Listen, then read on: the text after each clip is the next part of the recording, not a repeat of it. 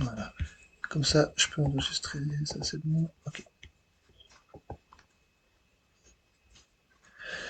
Voilà. Donc, c'est le psaume. Attends, je vais aussi. Parce que le psaume 95. C'est ça.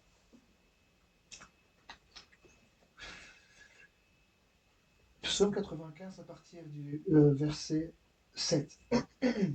Donc, pour les Belges, c'est 95. Ah, je pensais. Saint-Martin, toi, t'es. Ah, t'es français, je savais pas. Ben voilà. Ah, ok. Bon. Alors, psaume 95, verset 7. Il dit: car il est notre Dieu, et nous sommes le peuple dont il est le berger, le troupeau que sa main conduit.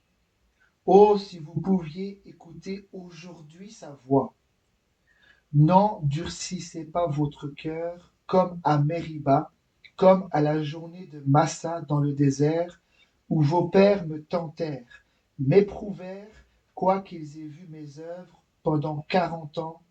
J'ai eu cette race en dégoût. Et je dis, c'est un peuple dont le cœur est égaré, ils ne connaissent pas mes voies. Aussi je jurai dans ma colère, ils n'entreront pas dans mon repos. Donc vous voyez, ce sont des choses qui étaient écrites. Donc on voit bien que dans Hébreu chapitre 3, quand il dit, c'est pourquoi selon ce que dit le Saint-Esprit, donc voilà que c'est le Saint-Esprit qui a parlé là-bas. Donc ce qu'on vient de voir comme écriture, ce que Dieu a dit là en disant aujourd'hui, si vous entendez sa voix, n'endurcissez pas votre cœur comme lors de la révolte, etc. Donc on voit bien que c'est le Saint-Esprit qui a parlé là-bas. Ça c'est important parce que là il me dit celui qui a des oreilles entend ce que l'Esprit dit.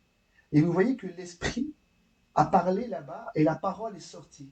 Et là l'apôtre Paul, hein, le Saint-Esprit aussi l'a conduit à répéter ces choses en disant c'est ce que le Saint-Esprit a dit, ou c'est ce que le Saint-Esprit dit aujourd'hui.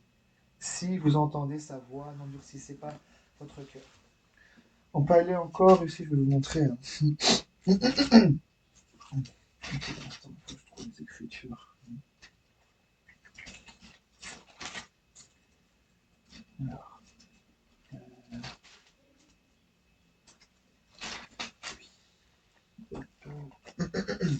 on peut aller dans 1 Timothée au chapitre 4. 1 Timothée 4.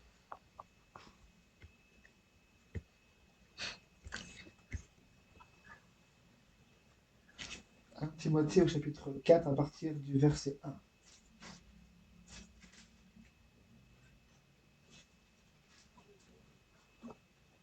Ok, c'est bon. Ok.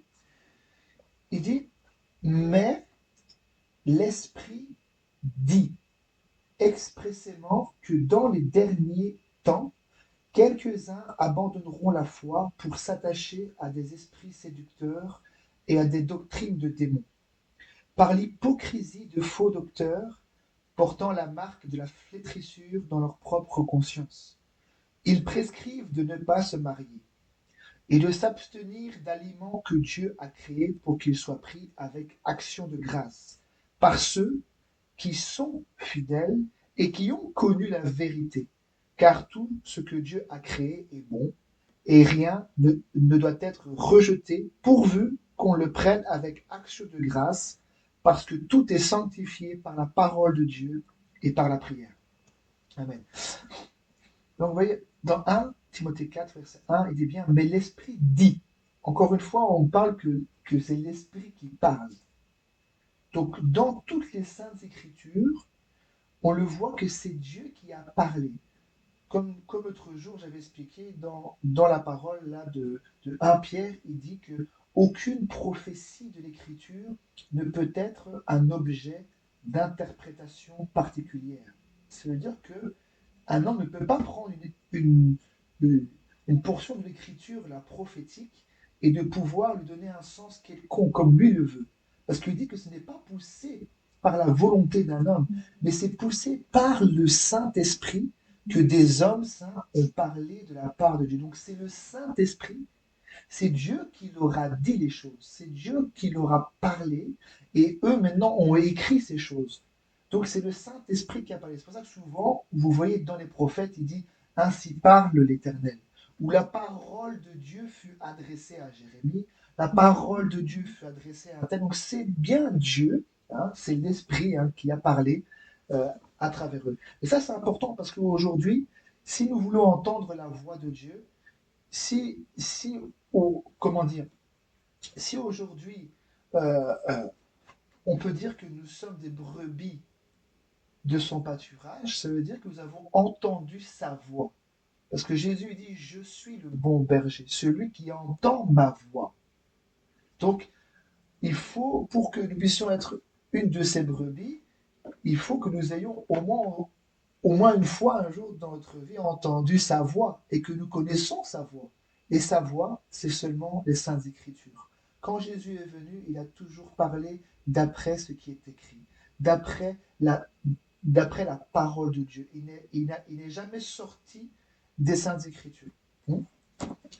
Voilà, ça c'était pour pouvoir donner quelques appuis par rapport à ce que je disais l'autre jour.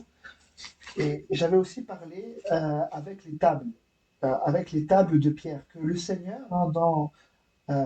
sur le mont Sinaï, quand il est descendu sur le mont Sinaï, que Moïse est monté pendant 40 jours et 40 nuits, il est descendu après avec les 2 tables. Et j'ai montré à travers les Écritures que les 2 tables, c'était l'ouvrage de Dieu, que l'Écriture, c'était l'Écriture de Dieu, et que c'est Dieu qui avait écrit avec son doigt. On dit que c'était écrit par le doigt de Dieu, ou du doigt de Dieu. Et j'ai montré à travers les Écritures qu'aujourd'hui, en fait, Dieu ne veut plus que ces choses soient écrites sur de la pierre, que les lois, que ces lois, ces préceptes et toutes ces choses-là soient écrites sur la pierre, mais que ce soit écrit dans le cœur. Et on parle des tables de chair. En fait, c'est la même chose, c'est toujours l'œuvre de Dieu, c'est toujours le doigt de Dieu. Là, à l'époque, c'était le doigt de Dieu sur des tables, sur 2 tables, écrites recto verso, que Moïse est descendu, même à 2 reprises. Les premières ont été cassées, parce qu'ils ont fait le veau d'or, il est remonté encore 40 jours, 40 nuits, et puis les tables aussi sont descendues aussi avec Moïse. Mais là, c'était Dieu qui avait écrit sur les tables. Aujourd'hui, il veut écrire dans le cœur. Il veut que ce soit inscrit à l'intérieur de nous, afin que ce soit gravé dans notre cœur. Et ça, on peut le lire, c'est dans 2 Corinthiens au chapitre 3.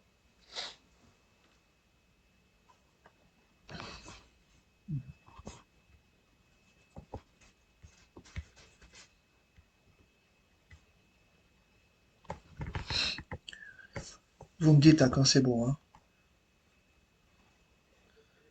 Ah, ok, 2 Corinthiens chapitre 3. Alors il dit au verset 1, il dit, commençons-nous de nouveau à nous recommander nous-mêmes? Ou avons-nous besoin, comme quelques-uns, de lettres de recommandation auprès de vous, ou de votre part? Il dit, c'est vous qui êtes notre lettre, écrite dans nos cœurs, connue et lue de tous les hommes. Il dit, vous êtes manifestement une lettre de Christ, écrite par notre ministère, non avec de l'encre, mais avec l'Esprit du Dieu vivant, non sur des tables de pierre, mais sur des tables de chair. Il dit sur les cœurs. Il dit, cette assurance-là, nous l'avons par Christ auprès de Dieu. Ce n'est pas à dire que nous soyons par nous-mêmes capables de concevoir quelque chose comme venant de nous-mêmes. Notre capacité, au contraire, vient de Dieu. Il nous a rendus capables d'être ministres d'une nouvelle alliance, non de la lettre, mais de l'esprit, car la lettre tue, mais l'esprit vivifie. Or, si le ministère de la mort, gravé avec des lettres sur des pierres, a été glorieux, au point que les fils d'Israël ne pouvaient fixer les regards sur le visage de Moïse, à cause de la gloire de son visage, bien que cette gloire ait été passagère. combien le ministère de l'Esprit ne sera-t-il pas plus glorieux? Donc là, je fais une parenthèse. Déjà, je fais une parenthèse ici. Là, il parle du ministère de la mort, au verset 7. Il dit gravé avec des lettres sur des pierres. Donc là, on parle bien que c'est en rapport avec la loi, puisqu'il répète, hein, avec des lettres sur des pierres. Donc on parle, c'est avec la loi, parce que quand la loi est venue pointer, et ça veut dire condamner le péché. Hmm. Voilà. Mais là, ici, après au verset 8, il dit combien le ministère de l'Esprit ne sera-t-il pas plus glorieux? Donc là, on ne parle pas d'un ministère d'un homme. Puisque Paul lui-même, il dit, au verset 3, il dit, vous êtes manifestement une lettre de Christ écrite par notre ministère. Il a pas dit écrite par moi-même ou par mes propres capacités. Non, c'est le ministère, le don, le ministère que Dieu lui a donné, et à travers ça, l'Esprit de Dieu a agi. C'est ce qu'il dit. Il dit écrite par notre ministère, non avec de l'encre, mais avec l'Esprit du Dieu vivant. Non sur des tables de pierre, mais sur des tables de chair, sur les cœurs. Donc là, au verset 8, il dit combien le ministère de l'Esprit. Donc, ce n'est pas son propre ministère, hein, à Paul, ni à Jacques ou à Jean, c'est le ministère de l'Esprit. C'est l'Esprit qui agit, et c'est lui qui donne des ministères et des dons aux hommes, et c'est à travers ça. Ce sont des canaux. Hein, les dons, les ministères, c'est le canal en fait par lequel Dieu agit. C'est pour ça qu'il dit combien le ministère de l'Esprit ne sera-t-il pas plus glorieux? Il dit si le ministère de la condamnation a été glorieux, le ministère de la justice est de beaucoup supérieur en gloire. Et sous ce rapport, ce qui a été glorieux ne l'a point été, à cause de cette gloire qui lui est supérieure. En effet, ce qui était passager a été glorieux. Ce qui est permanent est bien plus glorieux. Alors, je fais une parenthèse là aussi. Je vais vous montrer après dans les Écritures. Hein. En fait, quand Moïse est descendu de la montagne, avec les deux tables là, comme il était dans la présence de Dieu, son visage rayonnait. Et quand le peuple a vu ça, il fixait les regards. Et Moïse a dû mettre un voile sur son visage afin qu'il ne regarde pas à ça. Parce que la vraie gloire, en fait, elle est arrivée. C'est pour ça qu'il dit ici, hein, il dit, au verset 11, il dit, en effet, si ce qui était passager a été glorieux, ce qui est permanent est bien plus glorieux. Ayant donc cette espérance, nous usons d'une grande liberté, et nous ne faisons pas comme Moïse, qui mettait un voile sur son visage, pour que les fils d'Israël ne fixent pas les regards sur la fin de ce qui était passager. Mais ils sont devenus durs d'entendement, car jusqu'à ce jour, le même voile demeure quand ils font la lecture de l'Ancien Testament, et il ne se lève pas, le voile, hein, parce que c'est en Christ qu'il disparaît. Jusqu'à ce jour, quand on lit Moïse, un voile est jeté sur leur cœur. Mais lorsque les cœurs se convertissent au Seigneur, le voile est ôté. Or, le Seigneur, c'est l'Esprit. Ah, donc on comprend que quand il dit celui qui a des oreilles entend ce que l'Esprit dit, ou en d'autres termes, entend ce que le Seigneur dit. Puisqu'il dit, or le Seigneur, c'est qui? C'est l'Esprit. Ce n'est pas une deuxième personne à côté de lui. Non, c'est son esprit. C'est lui-même. Il dit, or le Seigneur, c'est l'Esprit. Et là où est l'Esprit du Seigneur? Ah voilà. Là où est l'Esprit du Seigneur. C'est pas un esprit à côté du Seigneur, mais non. Il dit, là où est l'Esprit du Seigneur, là est la liberté. Il dit, nous tous, dont le visage découvert, parce que nous, aujourd'hui, nous ne mettons pas de voile comme Moïse. Et il dit, nous tous dont le visage découvert reflète la gloire du Seigneur. Alors que Moïse ne pouvait pas faire ça. Mais aujourd'hui, notre visage est découvert et nous reflétons cette gloire-là. Il dit, nous tous dont le visage découvert reflète la gloire du Seigneur, nous sommes transformés en la même image de gloire en gloire par l'Esprit du Seigneur. Amen.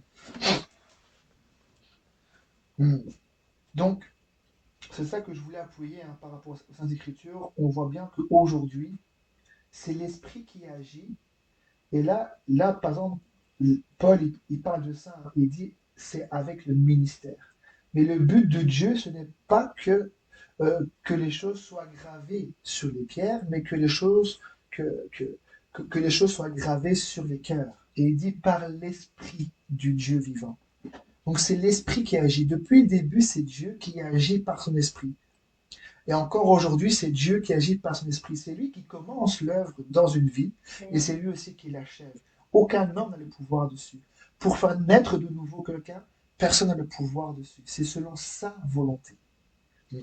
Ça, c'est important que aujourd'hui dans le monde, beaucoup ont pris cette Bible et en ont fait ce que eux voulaient. Le problème, c'est qu'on ne peut pas amener la réalité et la vérité par nous-mêmes. C'est Dieu qui donne des dons, des ministères, qui agit à travers l'un et à travers l'autre pour faire une œuvre, pour pouvoir agir dans la vie des gens. Mais si Dieu n'agit pas, il n'y a rien qui peut se faire. Et pour que la gloire lui revienne, afin que l'homme ne dise pas j'ai réussi à construire quelque chose pour arriver au ciel. Mais c'est lui qui agit et nous répondons par la foi. Amen. Ainsi soit-il, Seigneur, dans ma vie. Oui, Seigneur, je veux cela. Oui, Seigneur. Amen. Donc, ça, c'est un petit point là. Je vais vous montrer avec Moïse. Vite fait comme ça, vous voyez, avec Moïse, avec le visage là qui rayonnait. Mais aujourd'hui, nous ne sommes pas sous le ministère de la condamnation, nous ne sommes pas sous la loi, mais nous sommes sous le ministère de l'Esprit. Parce que le Seigneur nous a annoncé la justice et réellement, nous ne sommes plus privés de la gloire. Parce qu'il dit que nous tous, il dit tous ont péché et sont privés de la gloire de Dieu. Mais si notre péché a été pardonné, la voie a été ouverte vers le lieu très saint et aujourd'hui, nous pouvons rentrer dans la présence, dans la gloire là-bas du Seigneur et nous reflétons. C'est ça qu'il dit, nous dont le visage découvert. Nous ne sommes pas voilés. Nous n'avons pas un voile sur votre visage, non. Il dit, nous dont le visage découvert, nous reflétons la gloire du Seigneur.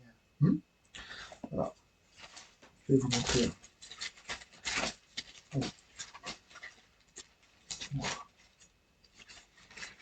Je trouve ça.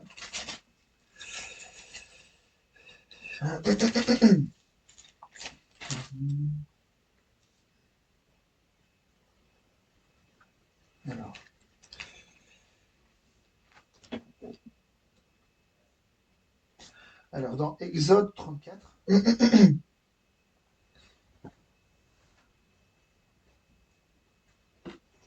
ça va pour tout le monde? Ok.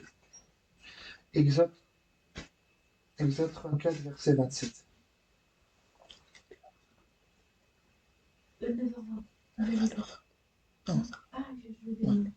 Ok. Exode 34, verset 27. Il dit, l'Éternel dit à Moïse, écris ces paroles, car c'est conformément à ces paroles que je traite alliance avec toi et avec Israël. Moïse fut là avec l'Éternel 40 jours et 40 nuits. Il ne mangeait point de pain et il ne but point d'eau. Ça rappelle ce que le Seigneur a vécu pendant sa tentation. Bon, bref. Et l'Éternel écrivit sur les tables, les paroles de l'alliance, les 10 paroles. Moïse descendit de la montagne de Sinaï, ayant les 2 tables du témoignage dans sa main, en descendant de la montagne, et il ne savait pas que la peau de son visage rayonnait, parce qu'il avait parlé avec l'Éternel. Aaron et tous les enfants d'Israël regardèrent Moïse, et voici la peau de son visage rayonnait, et il craignait de s'approcher de lui. Moïse les appela. Aaron et tous les principaux de l'assemblée vinrent auprès de lui, et il leur parla. Après cela, tous les enfants d'Israël s'approchèrent, et il leur donna tous les ordres qu'il avait reçus de l'Éternel sur la montagne de Sinaï. Lorsque Moïse eut achevé de leur parler, il mit un voile sur son visage. Quand Moïse, quand Moïse entrait devant l'Éternel pour lui parler, il ôtait le voile jusqu'à ce qu'il sorte. Et quand il sortait, il disait aux enfants d'Israël ce qui lui avait été ordonné. Les enfants d'Israël regardèrent le visage de Moïse et voyaient que la peau de son visage rayonnait. Et Moïse remettait le voile sur son visage jusqu'à ce qu'il entre pour parler avec l'Éternel. Donc voilà, vous voyez l'origine de ce que Paul a dit. Voilà, il est descendu comme il avait parlé avec le Seigneur, la peau de son visage rayonnait. Mais quand il entrait devant l'Éternel pour lui parler, il ôtait le voile. Mais quand il sortait, il remettait le voile. Pourquoi? Pour pas que les gens fixent les regards sur lui. Voilà. Donc, ça fait partie, voilà, c'est pour vous montrer en fait d'où ça vient. C'est pour montrer un peu les Écritures, voilà, par rapport à ce que Paul disait avec Moïse. Mais aujourd'hui, nous n'avons pas le visage voilé, nous n'avons pas un voile sur notre cœur. Le voile a été ôté parce que nos cœurs se sont convertis au Seigneur.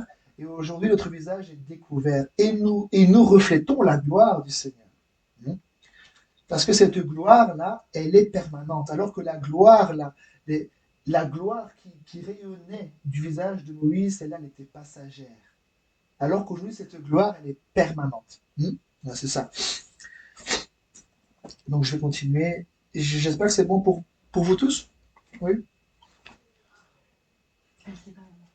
Ok. Alors, je continue. Je vais. Il y en a qui ont déjà entendu tout ça, mais je vais faire des résumés pour pouvoir vous faire comprendre certaines choses. Alors, on peut aller dans Genèse. Genèse, je vais vous montrer ici.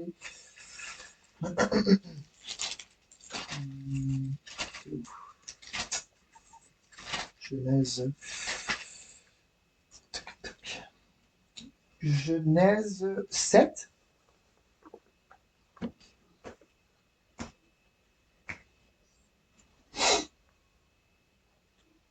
Genèse chapitre 7, à partir du verset 13.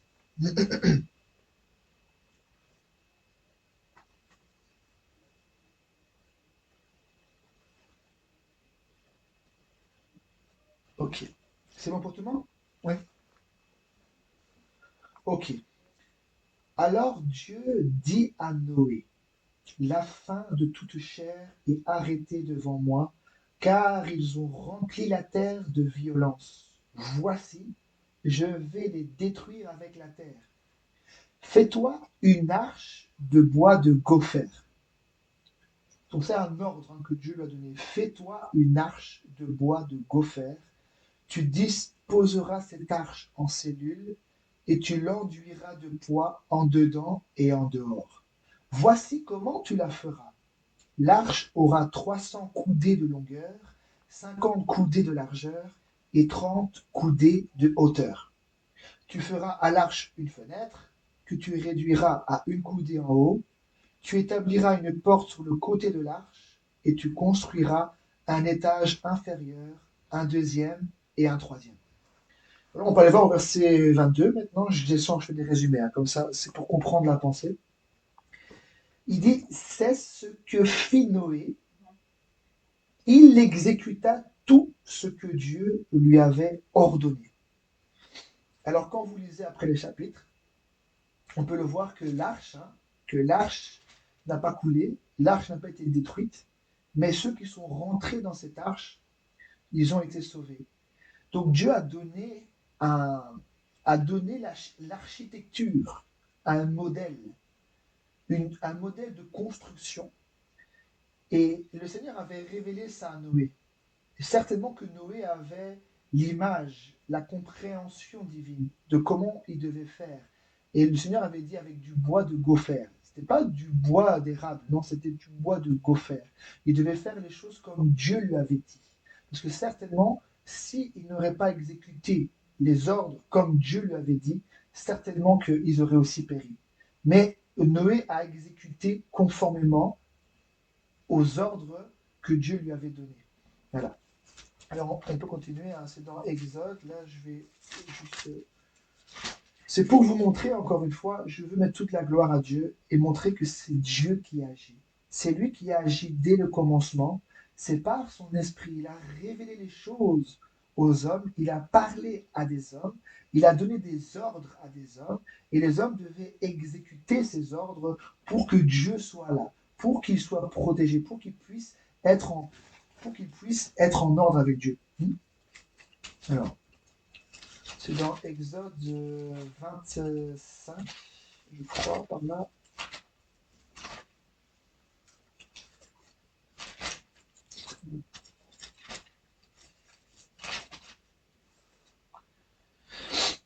Exode 25,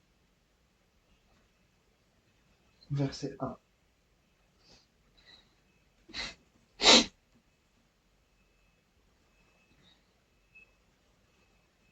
Ok. Il dit, l'Éternel parla à Moïse et dit, parle aux enfants d'Israël qu'ils m'apportent une offrande. Vous la recevrez pour moi de tout homme qui la fera de bon cœur. Voici ce que vous recevrez d'eux en offrande. De l'or, de l'argent et de l'airain. Des étoffes teintes en bleu, en pourpre, en cramoisi, du fin lin et du poil de chèvre. Des peaux de bélier teintes en rouge et des peaux de dauphin, du bois d'acacia, de l'huile pour le chandelier, des aromates pour l'huile d'onction et pour le parfum odoriférant, des pierres d'onyx et d'autres pierres pour la garniture de l'éphod et du pectoral. Ils me feront un sanctuaire et j'habiterai au milieu d'eux. Vous ferez le tabernacle et tous ses ustensiles d'après le modèle que je vais te montrer. Alors, je vais pas tout lire avec vous. Si vous avez le temps, vous pourrez lire. Donc là, on parle, donc Dieu, là, a parlé à Moïse, puisqu'il dit, l'Éternel parla à Moïse. Et là, il dit au verset 9, il dit, vous ferez le tabernacle et tous ses ustensiles d'après le modèle que je vais te montrer. Donc là, maintenant, je vais juste lire quelques passages pour que vous puissiez voir. Hein. Au verset 10, il dit, ils feront une arche de bois d'acacia, du bois d'acacia. Sa longueur sera de 2 coudées et demie, sa largeur d'1 coudée et demie et sa hauteur d'1 coudée et demie. Je continue un peu plus loin, c'est pour donner des exemples. Quand vous allez au verset 31, 25-31. Après, c'est vraiment intéressant de lire, hein, pouvoir lire un peu dans les détails un petit peu. Voilà. Exode 25-31, il dit, tu feras un chandelier d'or pur. Ce chandelier sera fait d'or battu, son pied, sa tige, ses calices, ses pommes et ses fleurs seront d'une même pièce. 6 branches sortiront de ses côtés, 3 branches du chandelier de l'un des côtés et 3 branches du chandelier de l'autre côté.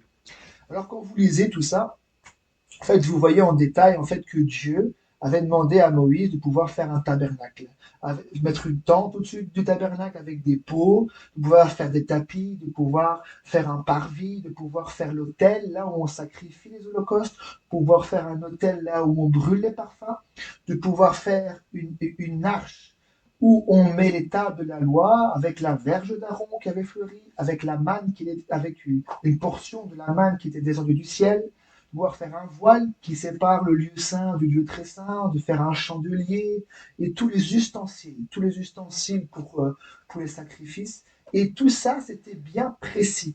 Il fallait exécuter les choses comme Dieu le voulait, parce que c'est Dieu qui a donné les ordres et la manière avec les métaux, soit de l'or, de l'argent ou de l'airain, même l'extérieur, le parvis avec des pieux, etc. Avec, voilà, et il y avait un parvis extérieur, etc. Et tout devait être conforme à la volonté de Dieu. Et c'est pour ça que le Seigneur, ici, quand vous lisez au Exode 25, là maintenant, au verset 40,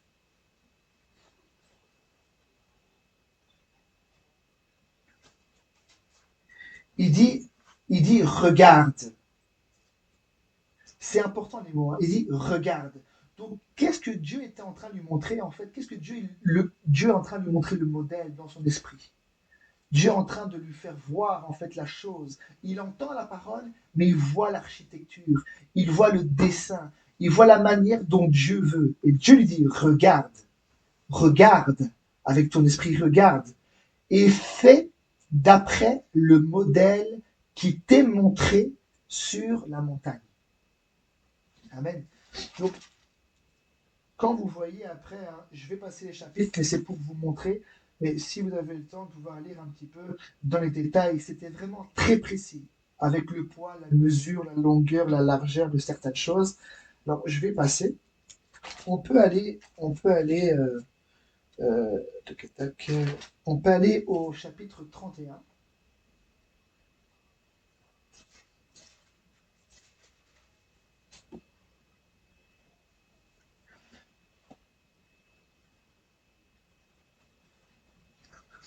Chapitre 31. Vous me dites hein, quand c'est bon.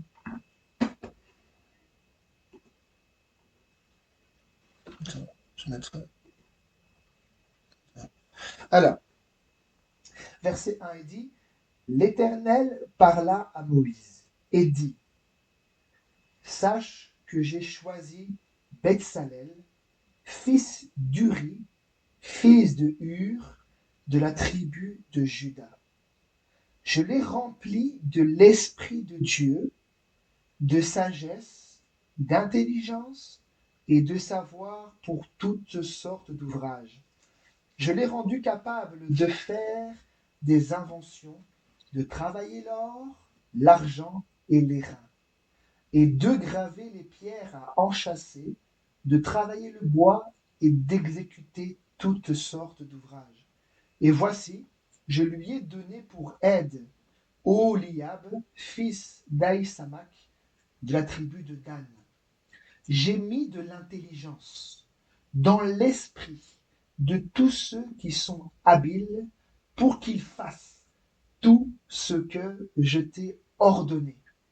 La tente d'assignation, l'arche du témoignage, le propitiatoire qui sera dessus, et tous les ustensiles de la tente. La table et ses ustensiles, le chandelier pur et tous ses ustensiles, l'autel des parfums, l'autel des holocaustes et tous ses ustensiles, la cuve avec sa base, les vêtements d'office, les vêtements sacrés pour le sacrificateur Aaron, les vêtements de ses fils pour les fonctions du sacerdoce, l'huile d'onction et le parfum odoriférant pour le sanctuaire. Ils se conformeront à tous les ordres que j'ai donnés. Amen. Attendez, hein. Alors, là, au chapitre 31, c'est Dieu qui parle à Moïse et dit sache que j'ai choisi. Donc, il a choisi un homme. Et il dit que cet homme-là, il l'a rempli de l'Esprit de Dieu, de sagesse, d'intelligence et de savoir pour toutes sortes d'ouvrages. Il dit, je l'ai rendu capable de faire des inventions, etc. Mais c'était pour... Donc Dieu a donné, il a rempli cet homme-là de l'Esprit de Dieu pour qu'il puisse faire d'après la pensée de Dieu toutes les choses qui devaient être faites.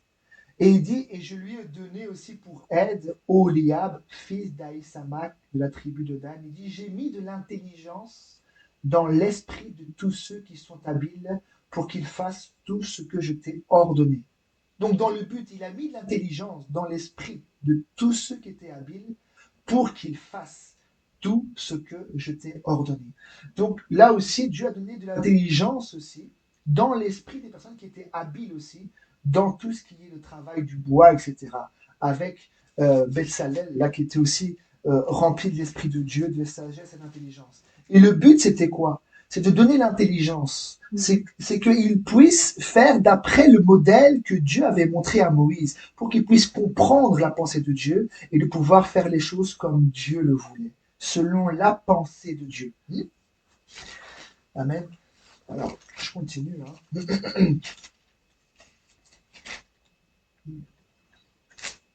Alors.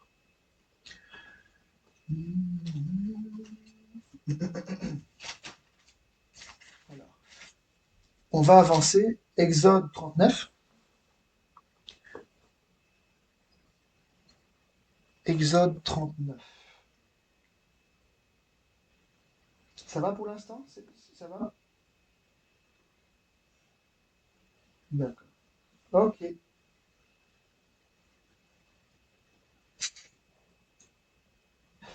Alors, Exode 39, verset 33. Alors, non, je vais commencer un peu plus. Voilà. Verset 32. Il dit, ainsi furent achevés tous les ouvrages du tabernacle de la tente d'assignation. Les enfants d'Israël firent tout ce que l'Éternel avait ordonné à Moïse. Ils firent ainsi. On amena le tabernacle à Moïse, la tente et tout ce qui en dépendait, les agrafes, les planches, les barres, les colonnes et les bases, la couverture de peau de bélier teinte en rouge, la couverture de peau de dauphin et le voile de séparation, l'arche du témoignage et ses barres et le propitiatoire, la table, tous ses ustensiles et les pains de proposition, le chandelier d'or pur, ses lampes, les lampes préparées, tous ses ustensiles et l'huile pour le chandelier. Alors je vais à verset 42. Il dit, les enfants d'Israël firent tous ces ouvrages en se conformant à tous les ordres que l'Éternel avait donnés à Moïse. Moïse examina tout le travail, et voici, il l'avait fait comme l'Éternel l'avait ordonné. Il l'avait fait ainsi, et Moïse les bénit. Donc vous avez vu l'exigence, la crainte que Dieu avait mis aussi dans le cœur de ces personnes de pouvoir se conformer à ce que Dieu voulait, de pouvoir faire les choses d'après le modèle, d'après ce que Dieu voulait. Et Dieu qui a mis l'intelligence dans l'esprit des gens qui étaient habiles, dans toutes ces personnes-là, pour pouvoir travailler le bois, l'or, l'argent, toutes les choses là, toutes les offrandes là pour pouvoir faire le tabernacle, le chandelier et toutes ces choses-là, que ce soit fait comme Dieu le voulait. Alors on peut le voir, hein, regardez maintenant on peut le voir. Donc là maintenant on amène toutes ces choses-là à Moïse. Regardez donc au verset 40, chapitre 40, verset 1. Donc là maintenant toutes les choses sont faites et ils vont commencer à dresser le tabernacle dans le désert. Donc au verset 1, il dit, l'Éternel parla à Moïse et dit, le premier jour du premier mois, tu dresseras le tabernacle, la tente d'assignation, tu y placeras l'arche du témoignage et tu couvriras l'arche avec le voile. Donc là maintenant, on voit que tout est mis dans l'ordre. Hein. Tout est mis dans l'ordre. Hein.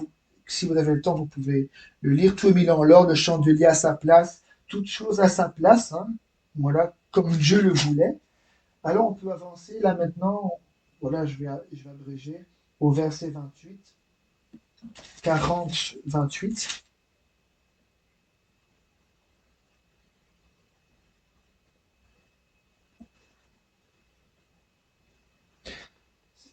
Vous me dites, hein? Ok. Il dit, il plaça le rideau à l'entrée du tabernacle, il plaça l'autel des holocaustes à l'entrée du tabernacle, de la tente d'assignation. Et il y offrit l'holocauste et l'offrande comme l'Éternel l'avait ordonné à Moïse. Il plaça la cuve entre la tente d'assignation et l'autel, et il y mit de l'eau pour les ablutions. Moïse, Aaron et ses fils s'y lavèrent les mains et les pieds. Lorsqu'ils entrèrent dans la tente d'assignation et qu'ils s'approchèrent de l'autel, ils se lavèrent comme l'Éternel l'avait ordonné à Moïse. Il dressa le parvis autour du tabernacle et de l'autel, et il mit le rideau à la porte du parvis. Ce fut ainsi que Moïse acheva l'ouvrage. Bon, on dit que Moïse acheva l'ouvrage, vous avez bien vu qu'il n'y avait pas que Moïse. Hein. Dieu a dû donner aussi des hommes capables de pouvoir, effectivement, de pouvoir exécuter tous les ouvrages hein, avec la pensée de Dieu. Alors, maintenant, verset 34. Alors, donc alors en français, c'est une conséquence. Alors, c'était pas avant. D'abord, les choses devaient être mises en ordre. D'abord, tout devait être mis en ordre. Alors, la nuée couvrit la tente d'assignation et la gloire de l'Éternel remplit le tabernacle. Moïse ne pouvait pas entrer dans la tente d'assignation parce que la nuée restait dessus et que la gloire de l'Éternel remplissait le tabernacle. Aussi longtemps que durèrent leurs marches, les enfants d'Israël partaient quand la nuée s'élevait de dessus le tabernacle, et quand la nuée ne se lève pas, ils ne partaient pas jusqu'à ce qu'elle s'élève. La nuée de l'Éternel était de jour sur le tabernacle, et de nuit il y avait un feu aux yeux de toute la maison d'Israël pendant toute leur marche. Vous voyez? Amen. Donc, on voit bien ici que les choses d'abord devaient être mises en ordre. D'abord, les choses devaient être conformes. Ils devaient se conformer à la volonté de Dieu, se conformer à tout ce que Dieu avait ordonné, hein, de tout faire selon le modèle que Dieu avait montré sur la montagne. Alors, une fois que tout était mis en place, que toute la tente était avec le chandelier, tout ça, tout était mis en ordre, alors la Bible dit, alors la nuée couvrit la tente d'assignation et la gloire de l'Éternel remplit le tabernacle. Donc Dieu est descendu. Dieu est descendu et il a montré que c'était agréable. Il a agréé, il a montré qu'il était là au milieu d'eux. Amen. Alors je continue. Hein. Bon, je sais qu'il y en a qui ont déjà entendu un petit peu, enfin en partie ces choses, mais c'est ça que j'avais dans mon cœur à partager ce soir. Et voilà, que le Seigneur puisse, puisse agir comme il veut. Alors, on peut aller dans... Attendez, je cherche. Ok. C'est dans 1 Chronique au chapitre 28.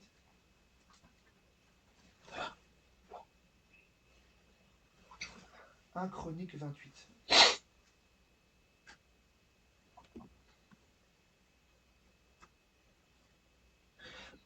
À partir du verset 2.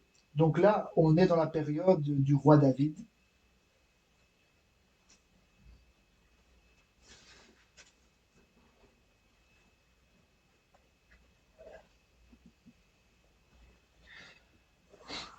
Alors, 1 Chronique 28 à partir du verset 2. Le roi David se tint debout et dit, « Écoutez-moi mes frères et mon peuple. J'avais l'intention de bâtir une maison de repos pour l'arche de l'alliance de l'Éternel et pour le marchepied de notre Dieu. Et je me préparais à bâtir. Mais Dieu m'a dit, tu ne bâtiras pas une maison à mon nom, car tu es un homme de guerre et tu as versé du sang. L'Éternel, le Dieu d'Israël, m'a choisi dans toute la maison de mon père pour que je sois roi d'Israël à toujours. Car il a choisi Juda pour chef. Il a choisi la maison de mon père dans la maison de Juda.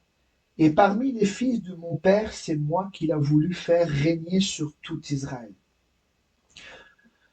Il dit, entre tous mes fils, car l'Éternel m'a donné beaucoup de fils. Il a choisi mon fils Salomon pour le faire asseoir sur le trône du royaume de l'Éternel sur Israël. Amen.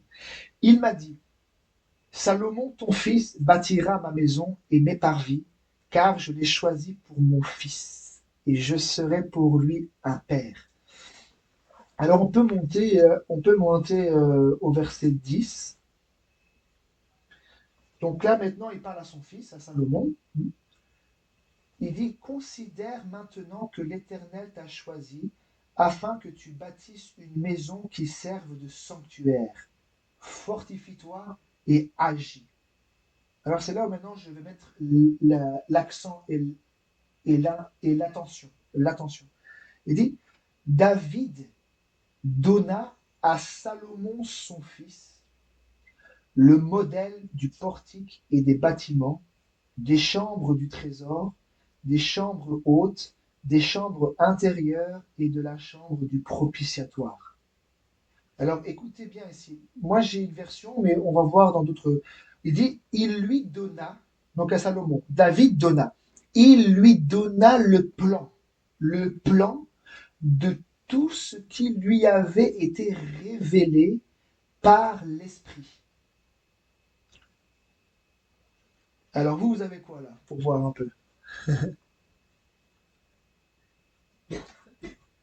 Ah, je vous entends pas bien.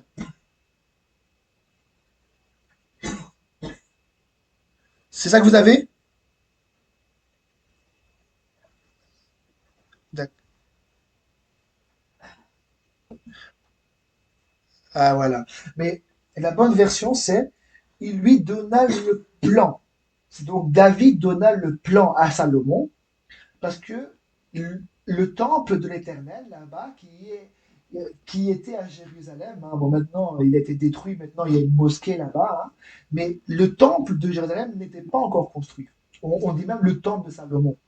Et David voulait, mais Dieu lui dit non, ce n'est pas toi, ce sera ton fils. Donc maintenant, il parle à son fils.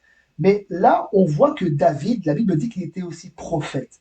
Et Dieu lui donna, il dit, il lui donna le plan de tout ce qui lui avait été révélé par l'Esprit. Donc là c'est plus clair.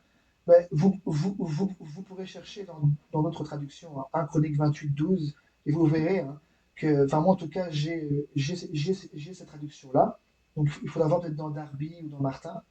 Mais il dit tout ce qui lui avait été révélé par l'Esprit. C'est pas que lui, il avait imaginé quelque chose dans son esprit. Non. Cela lui a été révélé par l'Esprit de Dieu, avec un grand E. Moi, j'ai qu'un grand E, par l'Esprit de Dieu. Donc, Dieu lui a donné le plan. Dans son, dans son esprit, Dieu lui a donné à David comment le temple aussi devait être construit, avec les mesures, les chambres, comment les choses devaient être mises. C'était une architecture que Dieu lui avait montrée. Et ça, maintenant, David le donne à Salomon. Et c'est ce qu'il dit ici, donc, au verset 12, il lui donna le plan. Le plan. Donc c'est un dessin d'architecture, un plan. Hein. De tout ce qui lui avait été révélé par l'Esprit, touchant les parvis de la maison de l'Éternel et toutes les chambres tout autour, pour les trésors de la maison de Dieu et les trésors du sanctuaire, et touchant les classes des sacrificateurs et des Lévites, tout ce qui concerne le service de la maison de l'Éternel et tous les ustensiles pour le service de la maison de l'Éternel. Il dit, il lui donna le modèle des ustensiles d'or. Et quand on va un peu plus bas, aussi au verset 17, hein, j'abrège, hein, au verset 17, il dit, il lui donna le modèle des fourchettes, des bassins et des calices d'or pur, le modèle des coupes d'or, avec le poids de chaque coupe, et des coupes d'argent, avec le poids de chaque coupe.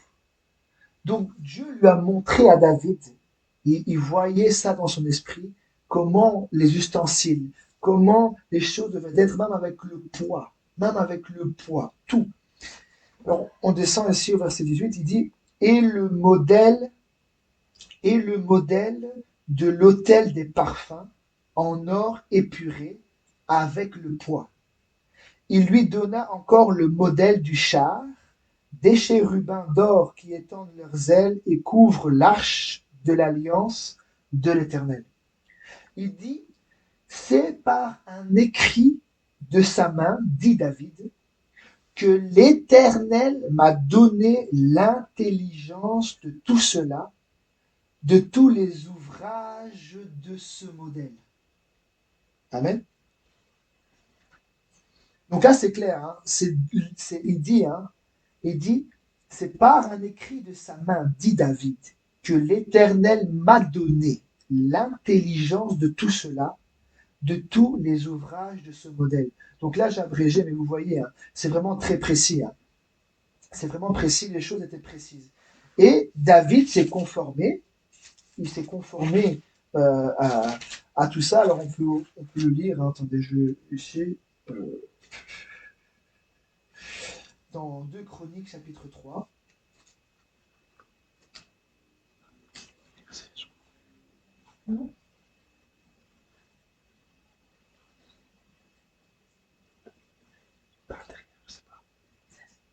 Non, non, non, non, il y a peut-être pas aussi. Ils sont là, tu crois? Qui? Sarah. Mais là, ça va à 23h30. On va dire que c'est syndicat qui parle Ok. Ça va? derrière. Ok, donc dans 2 Chroniques 3, on peut lire à partir du verset 3.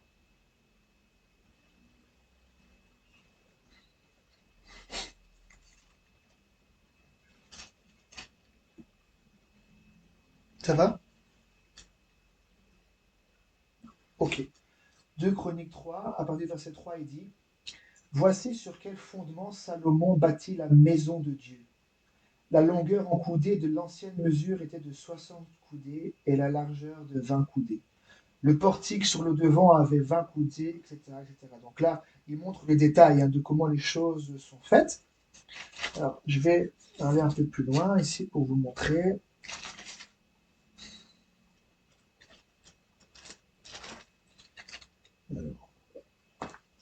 Alors, c'est après, hein, c'est le chapitre après, 2 Chroniques 6.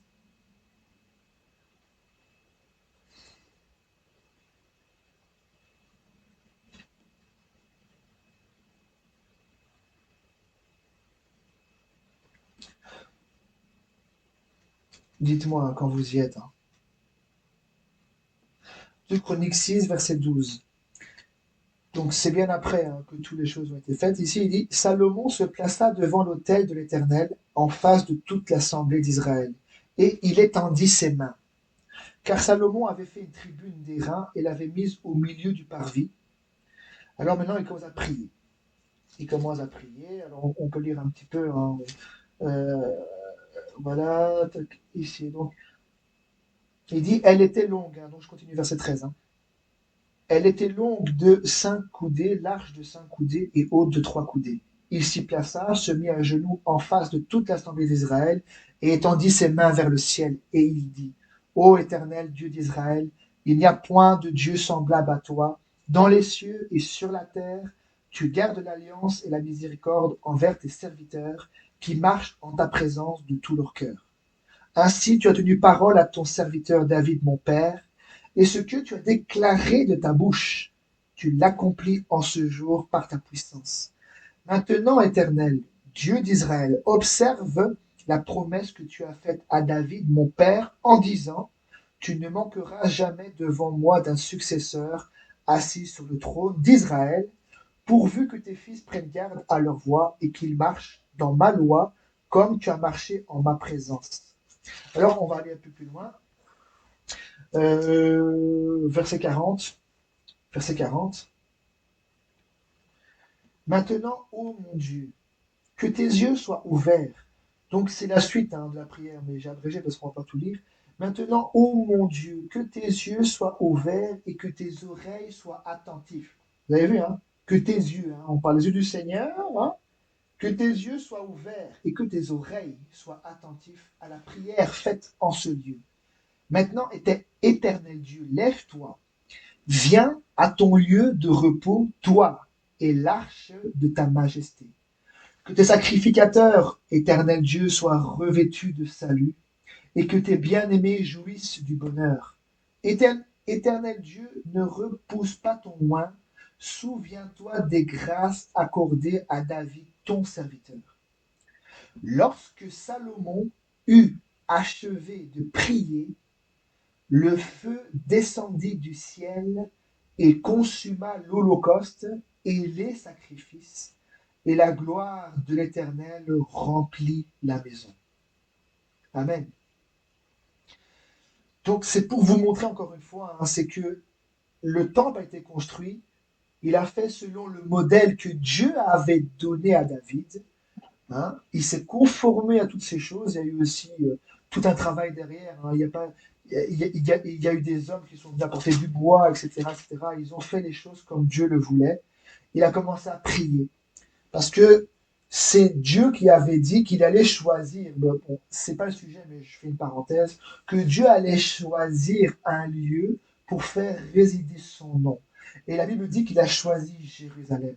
Donc c'est là, c'est pour ça qu'on parle de la maison de Dieu. C'est là où il voulait habiter. C'est pour ça qu'il dit, j'habiterai au milieu d'eux. Bon, aujourd'hui, le Seigneur, il veut habiter en nous, parce que nous sommes le vrai temple du Saint-Esprit. Bon, c'est une petite parenthèse. Mais on voit bien que là, après qu'il ait prié, qu'est-ce qui s'est passé? Il y a une réponse du ciel.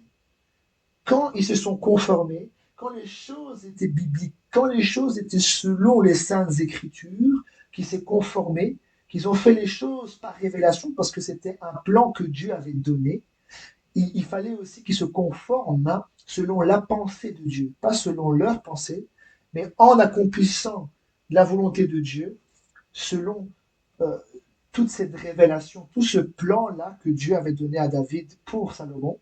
Alors là, après avoir prié, il dit, lorsque Salomon eut achevé de prier, le feu descendit du ciel et consuma l'holocauste et les sacrifices, et la gloire de l'Éternel remplit la maison.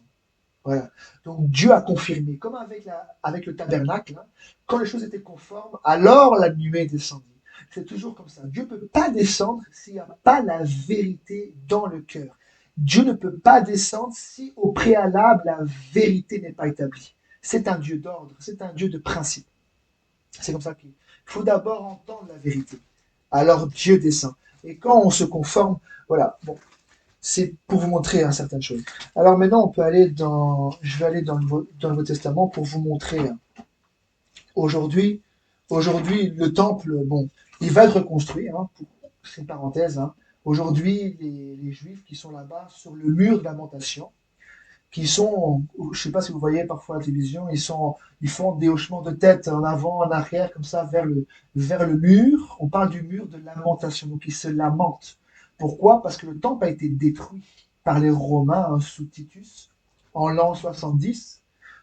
Le temple a été détruit.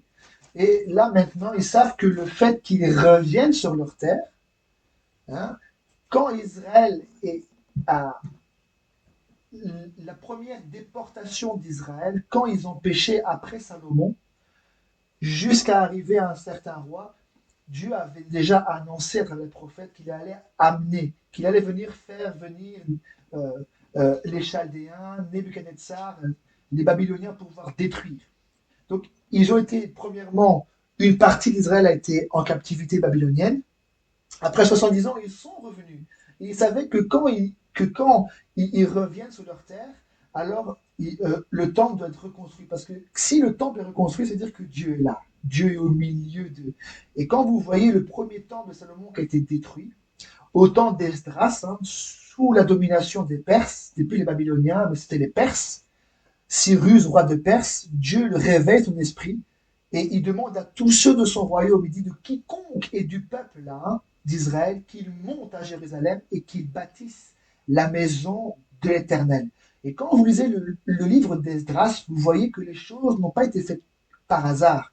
Si vous regardez bien, il devait replacer le fondement sur l'ancien fondement. Il devait refaire les choses conformément à la parole. Alors Dieu a donné Esdras, il a aussi donné Néhémie, et les gens ont pu réécouter la loi de l'Éternel et qu'ils puissent aussi obéir.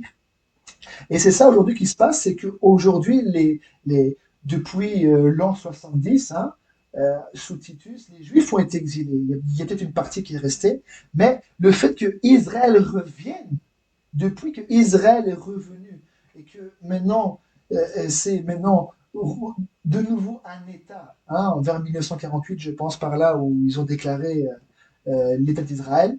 Ils savent que le fait qu'ils soient retournés, quand ils reviennent dans leurs textes qu'on vient de lire, les prophètes, la Torah, ils savent que le fait qu'ils retournent chez eux, qu'ils retournent sur la terre, cette terre que Dieu avait promis à Abraham et à sa descendance, hein, le fait qu'ils reviennent sur leur terre, ils savent que le temple doit être construit parce qu'il faut que Dieu vienne au milieu d'eux.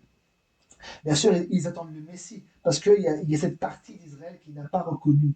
Mais il va aller euh, euh, auprès d'eux. Mais ça, c'est.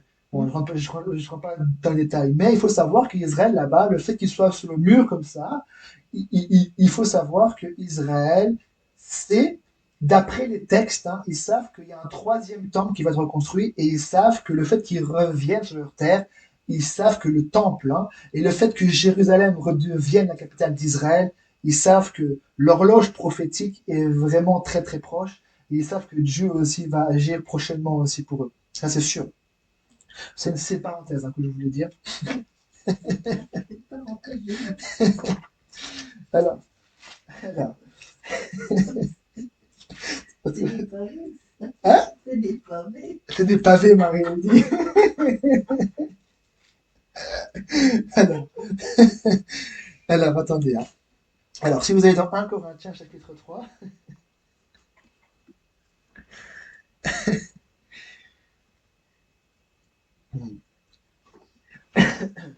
1 Corinthiens chapitre 3, c'est pour faire une corrélation avec ce qu'on a vu hein, pour aujourd'hui, parce que nous ne sommes pas le peuple d'Israël. Eux, ils attendent que le temple soit reconstruit, mais nous attendons le rétablissement de toutes choses. Nous attendons que l'Église soit rétablie en toutes choses. En toutes choses. Amen. Et vous voyez que quand les choses étaient établies ou rétablies, selon les Saintes Écritures, les gens n'ont jamais rien fait de eux-mêmes. Mais Dieu a utilisé des hommes avec la révélation, avec les plans divins, avec la construction, comme les choses devaient être, et ils ont exécuté, et c'est là où Dieu a agi. Mais s'ils n'auraient pas exécuté, Dieu ne serait jamais au milieu d'eux. Ils devaient se conformer à tous les ordres du Seigneur, d'après les modèles, les plans d'architecture, l'un pour le tabernacle, l'autre pour le temple de Salomon, et Dieu a répondu. Maintenant, pour nous, aujourd'hui, on peut le lire hein, ici. Il faut que je trouve. Attendez.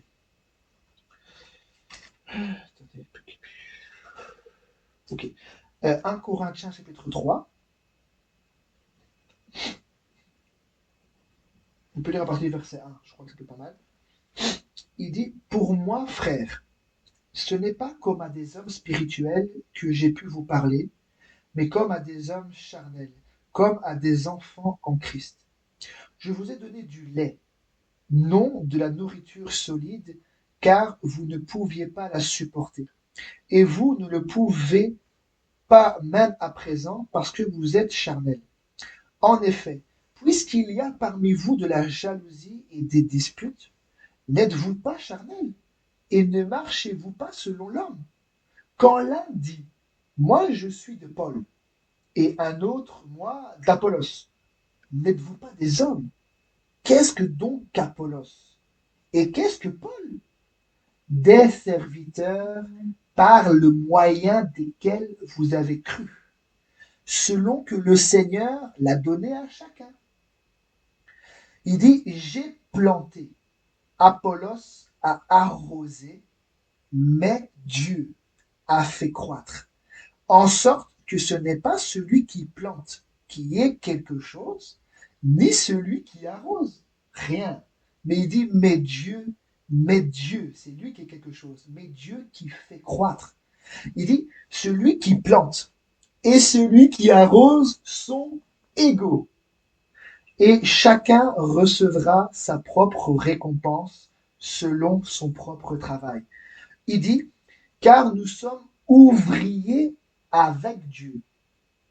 Il n'a pas dit ouvriers de Dieu, hein. Il dit nous sommes ouvriers avec Dieu. C'est-à-dire qu'il faut que Dieu soit avec toi. Hein. Car nous sommes ouvriers avec Dieu, vous êtes le champ de Dieu, l'édifice de Dieu. C'est clair, hein. C'est pas. Il dit, nous sommes le champ de Dieu. Nous ne sommes pas le champ des hommes. Non, non, nous sommes le champ de Dieu.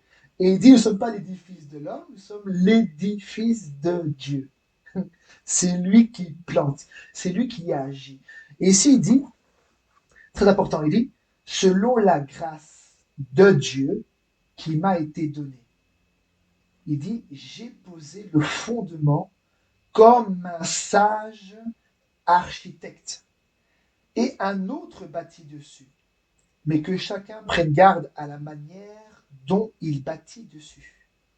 Car personne ne peut poser un autre fondement que celui qui a été posé, savoir Jésus-Christ. C'est une personne, Jésus-Christ, c'est lui le fondement. Alors, là, ici, au verset 10, il dit, selon la grâce de Dieu qui m'a été donnée. Vous avez vu, il n'a pas dit, selon mes propres capacités, non. C'est selon la grâce de Dieu qui lui a été donnée. C'est parce que Dieu l'a fait la grâce d'être apôtre, de recevoir un ministère, et par ce ministère, l'Esprit de Dieu a agi pour pouvoir, il dit ici, j'ai posé le fondement. Donc, maintenant on sait c'est Jésus-Christ, mais il dit, hein, pas n'importe comment, il dit comme un sage architecte. Alors, moi, quand je suis tombé là-dessus, un jour, je dis, mais Seigneur, qui est sage si ce n'est que toi seul? Et à plusieurs reprises, Paul, il dit, à Dieu seul, sage, soit la gloire au siècle et des siècles. Alors là, j'ai dit, Seigneur, là, c'est pas une parole vaine. Ça veut dire que là, si on décortique spirituellement parlant, là, il dit, j'ai posé le fondement comme un sage architecte. Alors là, il dit architecte. Mais dans les Écritures, on dit que celui-là qui a créé la nouvelle Jérusalem là-bas dans les cieux, il dit c'est lui qui est l'architecte. C'est lui l'architecte. Alors là, Paul, en fait, il fait comprendre que Dieu lui a donné des plans. Parce qu'il dit comme un sage architecte. Donc, comme avant, là, Dieu qui a donné des plans à Moïse pour le tabernacle, des plans à David pour le temple, se dire qu'ils avaient l'architecture des bâtiments. Mais là, ce n'est pas une architecture physique, c'est une architecture spirituelle. Parce que le fondement, c'est une personne qui s'appelle Jésus-Christ. Et lui, ce n'est pas un bâtiment physique. Il est venu corporellement, mais aujourd'hui, les plans là, ce n'est pas des plans d'un bâtiment comme Israël peut l'avoir, hein, pour le troisième temple. C'est dans Ézéchiel 40 à 48, il y a tous les détails du troisième temple. Si jamais vous voulez, hein, entre parenthèses, Ézéchiel 40 à 48, il y a tous les détails avec tout le temple, le troisième temple qui va être reconstruit quand Dieu le veut, mais certainement que le Seigneur ne tarde pas. Mais là, on voit qu'il dit, j'ai posé le fondement comme un sage architecte. Donc Dieu lui a donné les plans, non seulement du fondement, mais aussi de toute la maison et de toutes les choses en fait qui concernent l'Église. Donc Dieu lui a montré comment poser correctement ce fondement, c'est-à-dire Jésus-Christ, pas n'importe comment, parce qu'on l'a vu ensemble, c'est toujours d'après les Écritures. C'est toujours selon ce que disent les Écritures, pour poser ce fondement, pour être enraciné dans la parole de Dieu. Donc Dieu lui a montré, il lui a révélé les plans de l'Église. Savoir Jésus-Christ, le fondement, pour avoir la révélation aussi de qui est Jésus-Christ, mais aussi de comment se comporter dans l'Église. C'est-à-dire comment la femme doit se comporter envers son mari, comment le mari doit se comporter envers sa femme, comment les enfants doivent être, comment les anciens doivent être, comment les diacres doivent être, comment les choses sont établies dans l'Église du Nouveau Testament. Et ça, ce sont des révélations. Et Dieu a donné ça à l'apôtre Paul, mais aussi, certainement aussi à Pierre. Mais c'est pour vous montrer que l'Église, ce n'est pas l'œuvre d'un homme. C'est la seule institution divine sur la terre qui est gérée par Dieu. Tout le reste de la terre, là, c'est l'institution humaine. Dieu n'est pas là-dedans. Mais nous, l'Église, nous qui sommes l'Église, nous sommes gérés par Dieu et nous sommes la seule institution de Dieu sur la terre. Et là, c'est lui qui donne les plans. C'est lui qui donne des plans à des hommes. Et comme on l'a vu là-bas tout à l'heure avec Moïse, Dieu avait montré à Moïse le modèle. Mais Dieu n'a pas dit à Moïse de construire lui seul. Non, il a donné des hommes. Et dans ces hommes-là, il a donné de l'intelligence dans leur esprit. Il a même rempli de l'esprit de Dieu pour que les personnes puissent comprendre la pensée, la révélation de comment le tabernacle doit être. Même le plus petit ustensile, même les chérubins qui devaient être au-dessus de l'arche de l'alliance, etc., etc. Tout le chandelier, tout ça, selon la vision de Dieu. Et aujourd'hui aussi, dans le monde entier, Dieu donne des ministères, il donne des dons. Et il remplit ces hommes-là d'intelligence, du Saint-Esprit, pour comprendre la pensée de Dieu et comment Dieu veut les choses, pour que Dieu puisse venir habiter, pour que Dieu puisse venir tabernacler, qu'il puisse venir, vous voyez, qu'il y ait une réponse, c'est ça. Voilà, qu'il y ait une réponse. Parce qu'aujourd'hui, tout le monde parle de Dieu. Mais Dieu s'est choisi aussi des hommes dans le monde entier. Il donne des dons. Regardez, on peut le lire, hein, c'est dans Éphésiens, au chapitre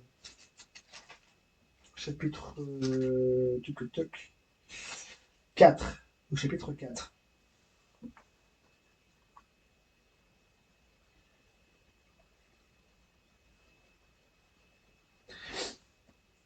Si jamais vous avez le temps, donc allez dans Éphésiens 4, hein, mais si jamais vous avez le temps de lire un petit peu là-bas dans Exode 25, hein, ces chapitres-là liés au tabernacle, hein, vous allez voir que le tabernacle était tellement bien fait, il y avait des tapis, et qui étaient joints l'un à l'autre. Et vous voyez qu'il y avait des agrafes. Ils étaient agrafés l'un joint à l'autre. Et la Bible dit que le tabernacle formait un tout. C'est-à-dire que chaque chose qui était mise à sa place, c'était pas des choses séparées, mais tout imbriqué l'un dans l'autre, que ce soit les tapis, que ce soit les planchers, que ce soit la tente, que ce soit les piquets, que ce soit n'importe quoi dans le tabernacle. La Bible dit que le tabernacle formait un tout. C'est pour ça qu'aujourd'hui, ceux qui sont réellement en Christ, ils sont un. C'est-à-dire qu'ils forment un corps. Et dans ce corps, il y a différentes fonctions. L'un, il va jouer tel rôle, l'autre tel rôle, mais en fait, chacun a son rôle important pour former un tout. Hein? C'est ça que Dieu veut. Regarde, dans Éphésiens 4, à partir du verset 7, il dit, mais à chacun de nous, vous voyez, c'est pas seulement certaines personnes, non, mais à chacun de nous, la grâce a été donnée selon la mesure du don de Christ. Il n'a pas dit toute la mesure, non, selon la mesure du don de Christ. Il dit, c'est pourquoi il est écrit. Étant monté dans les hauteurs, il a emmené des captifs. Donc, quand le Seigneur est descendu, d'ailleurs on va le lire, hein, il dit, étant monté dans les hauteurs, il a emmené des captifs et il a fait des dons aux hommes. Or, que signifie il est monté? Sinon qu'il est aussi descendu dans les régions inférieures de la terre. Celui qui est descendu, c'est le même qui est monté au-dessus de tous les cieux afin de remplir toutes choses. Et il a donné les uns comme apôtres, les autres comme prophètes, les autres comme évangélistes, les autres comme pasteurs et docteurs. Il dit pour le perfectionnement des saints en vue de l'œuvre du ministère et de l'édification du corps de Christ. Il dit, hein, pourquoi il donne tout ça? Pourquoi il donne les ministères? Il dit, jusqu'à ce que nous soyons tous parvenus à l'unité de la foi et de la connaissance du Fils de Dieu, à l'état d'homme fait, à la mesure de la stature parfaite de Christ.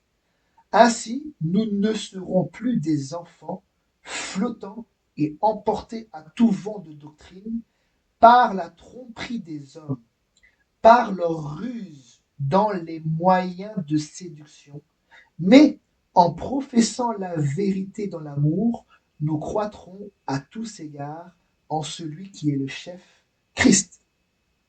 Il dit, hein, c'est de lui. Et grâce, c'est de lui que ça vient, c'est pas de nous, c'est de lui. Et grâce à tous les liens de son assistance, que tout le corps, bien coordonné et formant un solide assemblage, tire son accroissement selon la force qui convient à chacune de ses parties et s'édifie lui-même dans l'amour. Vous voyez, il dit, et formant un solide assemblage. Je vais juste vous montrer ça entre parenthèses, comme ça vous allez voir. C'est on pourrait dans Exode vous montrer là, juste cette parole-là, hein, où il dit ça. C'est après 25. Voilà. C'est dans Exode 26.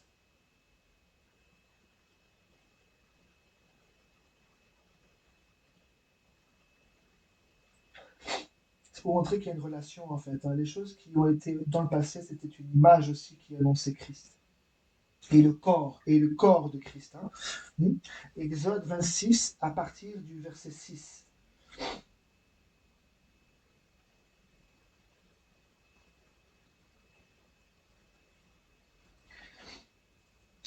C'est bon? Ouais. Il dit, tu feras 50 agrafes d'or et tu joindras les tapis l'un à l'autre avec les agrafes. Et le tabernacle formera un tout. Donc, il n'y avait rien qui était méprisable dans le tabernacle. Chaque chose était à sa place et avait son utilité. Amen. Allez, je finis dans cette écriture, comme ça on finit pas trop tard. Je crois que c'est bien. Je crois que c'est bien pour tout le monde, non? Alors, regardez, on peut aller dans 1 Corinthiens chapitre 12.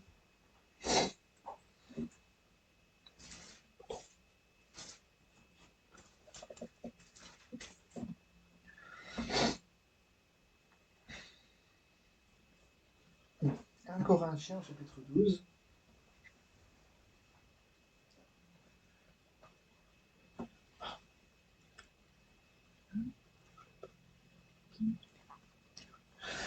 Un Corinthiens chapitre 12, verset 1. Il dit, pour ce qui concerne les dons spirituels, je ne veux pas, frères, que vous soyez dans l'ignorance. Vous savez que lorsque vous étiez païens, vous vous laissiez entraîner vers les idoles muettes, selon que vous étiez conduits. C'est pourquoi je vous déclare que personne, s'il parle par l'Esprit de Dieu, ne dit Jésus est anathème, ou en d'autres termes, Jésus est maudit. Et que personne ne peut dire Jésus est le Seigneur si ce n'est par le Saint-Esprit.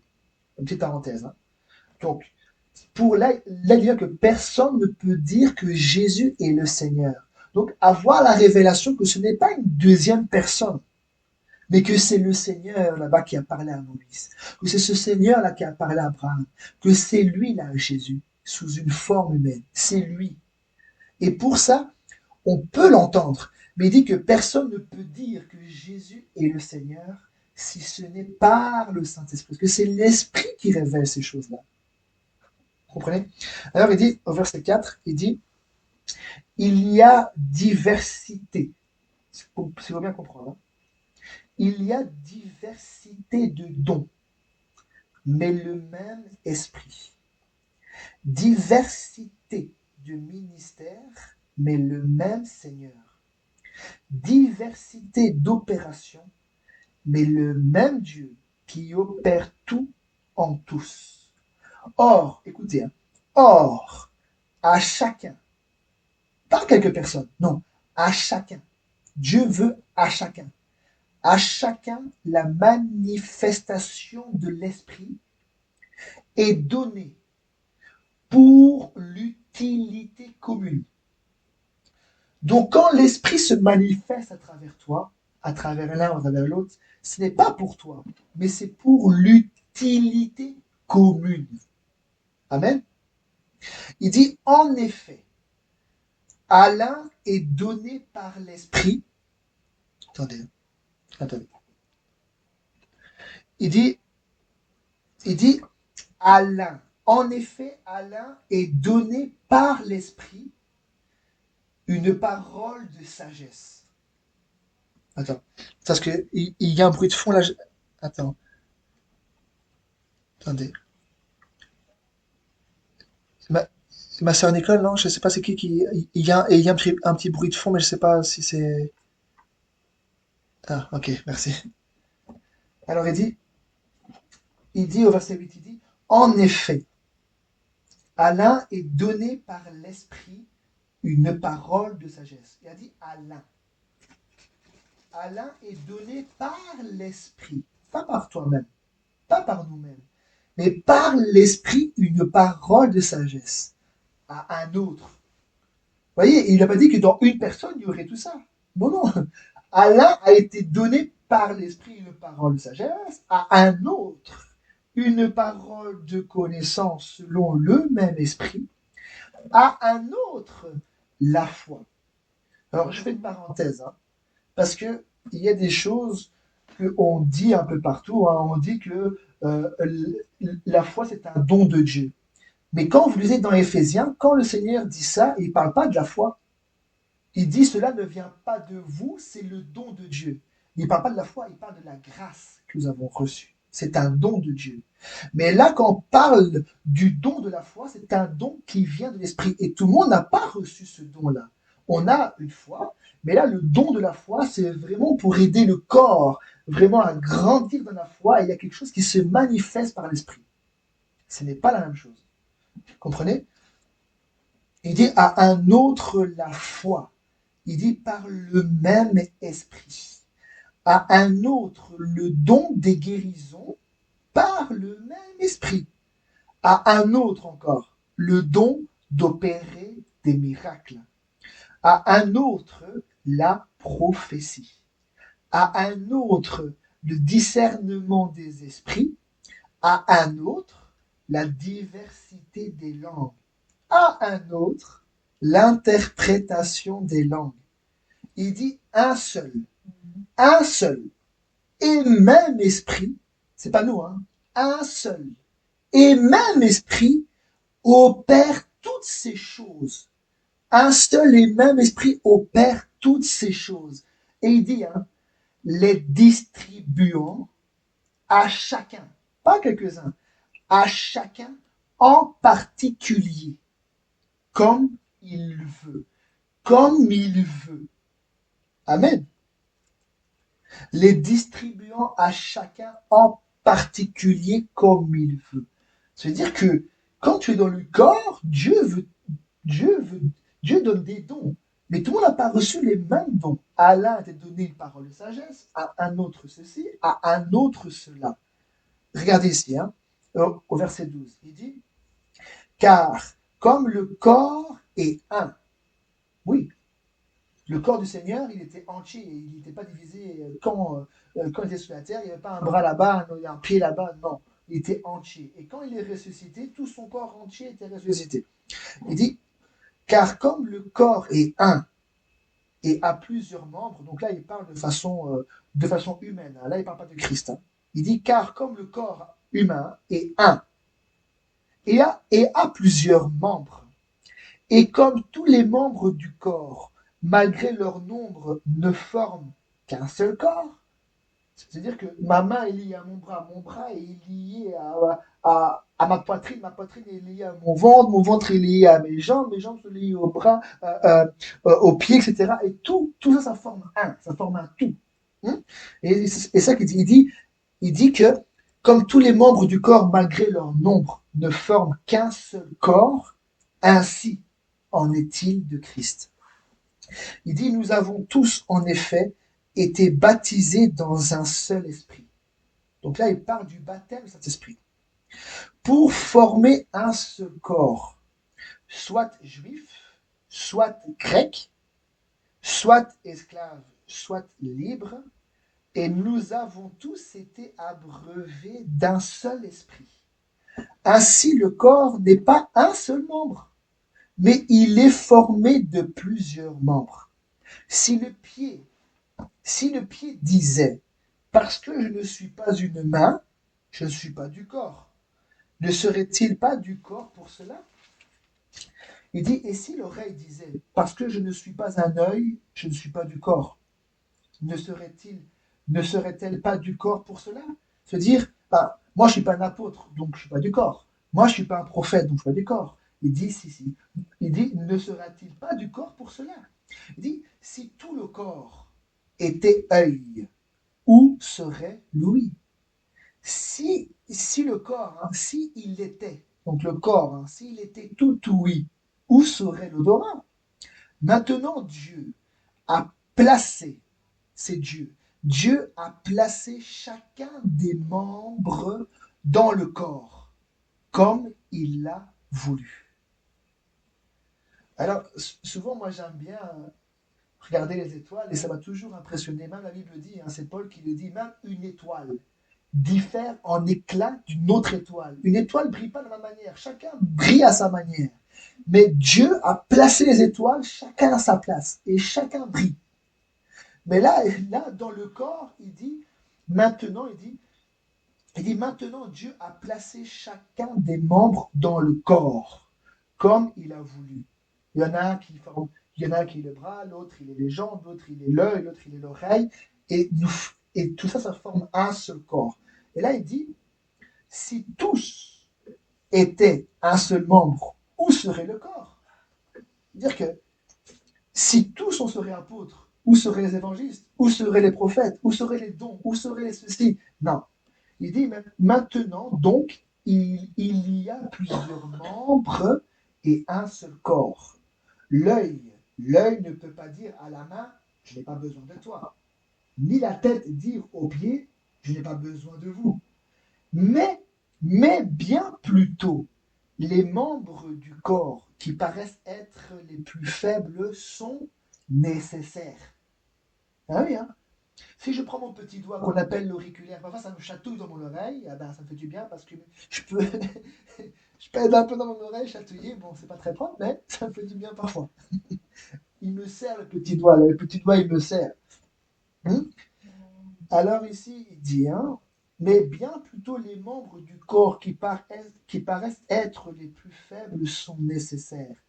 Et ceux que nous estimons être les moins honorables du corps, nous les entourons d'un plus grand honneur. Ainsi, nos membres les moins décents reçoivent le plus d'honneur, tandis que ceux qui sont décents n'en ont pas besoin. Dieu a disposé le corps de manière à donner plus d'honneur. À qui? À ceux qui sont tout au-dessus, qui sont grands? Non, à ceux qui en manquaient, afin qu'il n'y ait pas de division dans le corps, mais que les membres aient également soin les uns des autres. Il dit, et si un membre souffre, tous les membres souffrent avec lui. Si un membre est honoré, tous les membres se réjouissent avec lui. Il dit, vous êtes le corps de Christ et vous êtes. Il n'a pas dit la tête. Non. Il a dit, vous êtes ses membres, chacun pour sa part. Lui, il est la tête, c'est lui le chef, mais nous sommes son corps. Il a pas dit, nous sommes la tête. Le corps, c'est en dessous de la tête. Nous devons obéir. C'est la tête, physiquement, c'est la tête qui donne les ordres au corps. Et c'est le corps qui obéit à la tête. Donc nous sommes tous des membres de son corps, mais lui, il est la tête. Et nous devons lui obéir, nous devons nous soumettre à sa volonté et de pouvoir se conformer à ce que lui, il dit. Alors il dit ici, il dit, et Dieu a établi dans l'Église. Donc là, il parle en général. Il ne parle pas d'une assemblée locale. Même dans une maison, une assemblée locale, là où 2 ou 3 sont réunis en son nom. Non. Là, il dit, Dieu a établi dans l'Église. Mais si vous lisez les Écritures, l'Église, c'est qui? C'est le corps de Christ. C'est nous, l'Église. C'est nous. C'est pas un bâtiment. C'est nous. Nous sommes la maison de Dieu. Nous sommes le corps de Christ. Et Christ, c'est lui C'est la première maison de Dieu dans laquelle Dieu s'est déversé pleinement, corporellement. Toute la plénitude de la divinité habite corporellement en Jésus-Christ. C'est lui le premier temple du Saint-Esprit, et nous sommes aussi les temples du Saint-Esprit, donc nous sommes son corps, c'est nous l'Église, c'est pas un bâtiment. Il dit, et Dieu a établi dans l'Église, premièrement des apôtres, deuxièmement des prophètes, troisièmement des docteurs, ensuite ceux qui ont le don des miracles, puis ceux qui ont les dons de guérir, de secourir, de gouverner, de parler diverses langues. Il dit, tous sont-ils apôtres? Tous sont-ils prophètes? Tous sont-ils docteurs? Tous ont-ils le don des miracles? Tous ont-ils le don des guérisons? Tous parlent-ils en langue? Tous interprètent-ils? Il dit, aspirez aux dons les meilleurs. Il dit, et je vais encore vous montrer une voie par excellence. Alors bon, là, il parle après de l'amour, parce que sans amour de Dieu, les dons, ils seraient pas utiles, parce qu'on risque de faire des dégâts. Mais si nous avons l'amour de Dieu, ça veut dire que le don sera bien opéré, ou le ministère sera bien opéré, parce que ce sera pour l'amour, pour l'édification, ce sera pour le bien, pour l'utilité commune, et non pas pour notre propre intérêt ou pour notre propre gloire. Donc, voilà. Donc, c'est ça.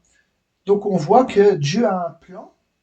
Il y a toujours eu un plan dans son esprit, et il révèle ses pensées.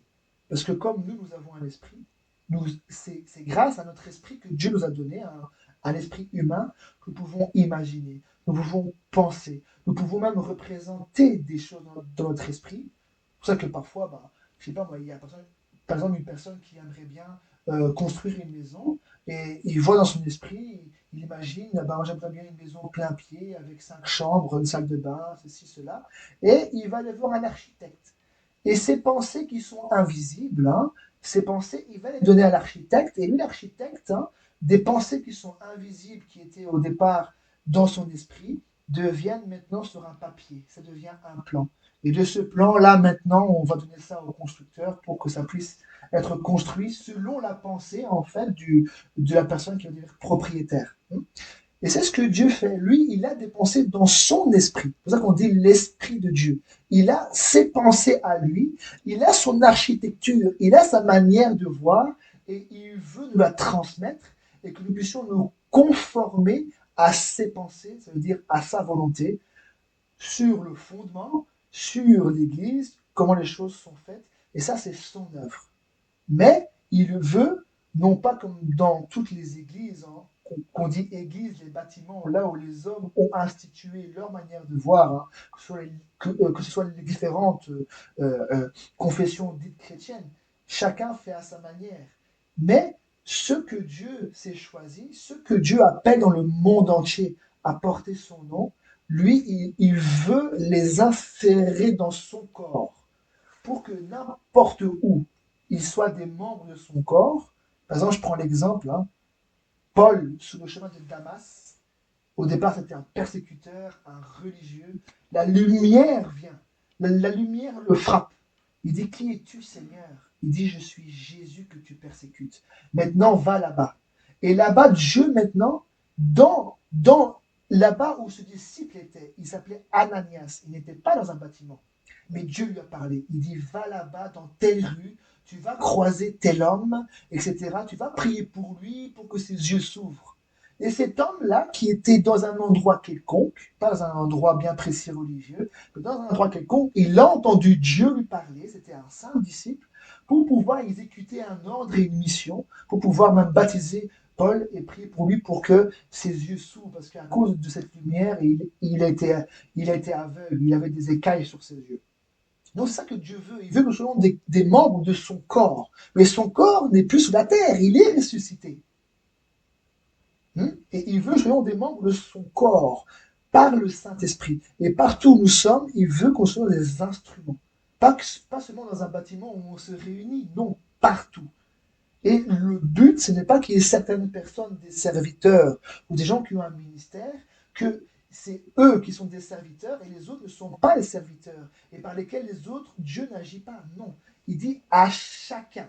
La manifestation de l'esprit a été donnée pour l'utilité commune. Dieu veut, il dit, ne savez-vous pas que vous êtes le temple du Saint-Esprit? C'est-à-dire que si nous sommes le temple du Saint-Esprit, ça veut dire qu'il veut que nous puissions être un instrument aussi entre ses mains pour que cet esprit puisse agir en fonction des dons qu'il donne à chacun. Il donne des dons à chacun. Il donne un don à l'un, à l'autre ceci. Il donne un ministère à l'un, un ministère à l'autre. Il y en a qui ont un don de guérison plus un don de miracle. Tout dépend comment Dieu veut. Et c'est lui qui nous place. Alors c'est ça que nous devons demander au Seigneur. Seigneur, que ta volonté soit faite. Place-moi dans ton corps. Même si je suis un petit doigt, mais ce petit doigt-là, quand l'oreille commence à chipoter un petit peu, ah ben, je peux un peu la gratter pour que je puisse la soulager. Nous sommes tous importants. Quand nous sommes en Christ, nous avons tous un rôle à jouer. Et si par exemple, moi je suis un œil, bon, je ne suis pas la tête, mais imaginons, moi je suis une main, hein, et que le pied me dit, ah, ça gratte ici. Hein, ah ben, je vais dire, écoute, attends, je vais t'aider. Alors, je vais faire ce que je vais gratter là. Je vais gratter à vos pieds pour pouvoir aider mon frère. C'est ce qu'il dit, pouvoir prendre soin les uns des autres. Mais on n'a pas reçu les mêmes grâces. C'est la grâce de Dieu. Dieu a donné la grâce à l'apôtre Paul, mais Pierre avait reconnu que Dieu avait accordé une grâce particulière à Paul et que les enseignements et la sagesse que Dieu avait donnés à Paul étaient aussi utiles pour les frères qui étaient là-bas autour de Pierre, près de Pierre et autour des apôtres. Donc le corps ne peut pas être divisé et c'est ce que Dieu veut. Il va choisir des membres, il va choisir des personnes en particulier, il va les amener en lui pour qu'ils puissent être aussi son corps et le temple du Saint-Esprit pour agir à travers eux. Bon, imaginons, vous avez un don de guérison et Dieu dit, va à tel endroit, à tel hôpital, dans telle chambre. Là-bas, il y a un de mes enfants que tu ne connais pas, mais je vais te pousser à aller prier pour lui pour qu'il puisse être guéri. On va dire, ah ben non, c'est pas à l'assemblée, ou c'est pas dans une église, ou c'est pas dans un endroit. Mais non, Dieu est seulement dans des bâtiments, il est seulement là où les gens se réunissent. Non, non, Dieu est partout. Et Dieu veut t'utiliser à n'importe quel moment quand lui le veut. Amen. Là, par exemple, Ananias, si vous lisez les Actes des Apôtres, Ananias, la Bible, on ne dit pas qu'il était réuni et que Dieu lui a dit, bon, maintenant, tu es réuni, va là-bas. Non, il était je ne sais pas s'il était chez lui, il était dans un endroit et Dieu lui dit, va là-bas, dans tel chemin qu'on appelle la rue la droite, tu vas rencontrer un certain Saul de Tarse. Hein. Et il est parti, il a prié pour lui, pour que ses yeux soient ouverts, et il a même baptisé. Et donc le disciple, lui, il était consacré certainement, il était en attente des ordres. Voilà, et Dieu lui a parlé et il a accompli la mission. Mais ce n'était pas dans un endroit spécifique là où on fait un culte, non. Bien sûr, Dieu a donné des endroits et Dieu veut qu'on puisse être réunis et gloire à Dieu si c'est possible. Mais ce n'est pas un endroit qui fait que voilà, Dieu est là. Dieu est là où 2 ou 3 sont réunis en son nom. Mais le but, c'est que quand on se réunit, quand Dieu donne des ministères, quand Dieu donne des dons, quand l'évangile est prêché, le but de Dieu à atteindre, c'est pas que toi tu sois un chandelier dans la maison, dans un bâtiment, que tu es là comme un poteau, et que tu es là que tu es là comme une garniture. Non. Dieu veut toucher ton cœur, il veut habiter en toi, il veut te donner des choses pour l'utilité aussi des autres, pour que son esprit agisse en toi pour l'utilité commune. C'est pas pour que tu puisses rester là. Voilà. Et c'est ça que Dieu veut restaurer. Il veut restaurer l'évangile, il veut restaurer le Saint-Esprit, il veut restaurer le corps pour que le corps fonctionne bien, que l'amour soit au milieu entre les membres, qu'on puisse se servir les uns les autres. Et tout ça, c'est son œuvre. Et on ne peut pas fabriquer ça. Mais ceux qui entendent, je veux dire, quand on entend ça, moi, je me sens, personnellement, je me sens concerné par ces choses-là. Je dis, Seigneur, ça me touche toutes ces choses-là. Seigneur, que ta volonté soit faite. Insère-moi dans ces choses. Viens agir pour que je puisse être placé. Place-moi comme tu le veux. Hein? Même si ça me coûte, même si je ne suis pas d'accord, même si c'est juste un petit instrument que tu utilises une fois tous les X, ben, gloire à Dieu. Du moment que moi je suis ton corps, hein, je suis un membre de ton corps, que j'ai ton esprit, Après le reste, Seigneur, que ta volonté soit faite. Si tu veux me donner un don, 2, 3, 4, c'est ton affaire. Si tu m'en donnes que un, mais qu'avec ça, Seigneur, que tu puisses agir et faire du bien aussi aux autres. Parce que ça ne vous appartient pas, les dons et les mystères, ça appartient à Dieu. Et c'est lui qui opère à travers ces dons-là. Hmm. C'est ça que Paul disait quand il dit, vous êtes une lettre écrite par notre ministère. Il n'a pas dit par notre propre moyen, par mon intelligence, mais par notre ministère. Donc, comme Dieu avait donné cette grâce, hein, l'Esprit de Dieu avait agi dans l'apôtre Paul pour lui donner cette grâce d'être apôtre. C'est par cette grâce, c'est par ce don ou ce ministère que Dieu a agi par le Saint-Esprit pour écrire dans le cœur des gens sa loi, pour que ce soit écrit non plus sur des tables de pierre, mais sur des tables de chair. Il dit, et par l'Esprit du Dieu vivant.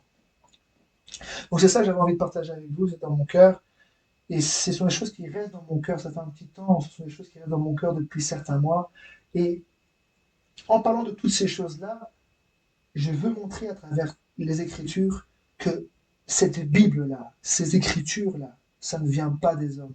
C'est de A jusqu'à Z l'œuvre de Dieu. C'est lui qui a parlé depuis le commencement jusqu'à la fin et il accomplira tout ce qu'il a dit. Donc s'il a promis une restauration, c'est lui qui va le faire, c'est lui qui va agir. Mais ceux qui entendent ces messages, parce que je ne suis pas le seul certainement à annoncer ces choses-là dans le monde entier, mais ceux qui entendent le message là dans le monde entier, et ceux qui sont son peuple, ils disent Seigneur, ainsi soit-il, viens faire ton œuvre, viens me placer, viens me mettre pour que je sois conforme, pour que toi aussi tu puisses venir et que tu puisses agir. Parce que Dieu promet des grandes choses pour l'Église. Comme les gens parlent souvent de la pluie de l'arrière-saison. Alors souvent je dis aux gens, cette pluie qui va tomber, pour que cette pluie tombe, elle va tomber. Comme la pluie, elle tombe sur, imaginons, il y a plusieurs champs autour de nous, un champ de blé, un champ de betterave, etc. La pluie tombe et elle arrose tous les champs. Mais la pluie que Dieu va faire tomber, avec une grande puissance pour l'Église, elle va tomber. Mais là où elle va agir, c'est seulement dans ceux qui ont reçu la semence de Dieu pour pouvoir produire l'effet, pour que ça arrive, pour que les choses que Dieu voit à travers cette pluie-là soient manifestées dans les fils de Dieu et dans les filles de Dieu. Mais c'est seulement dans ceux qui ont reçu la semence, la véritable parole qui sort de la bouche de Dieu et qui ont ça dans leur cœur.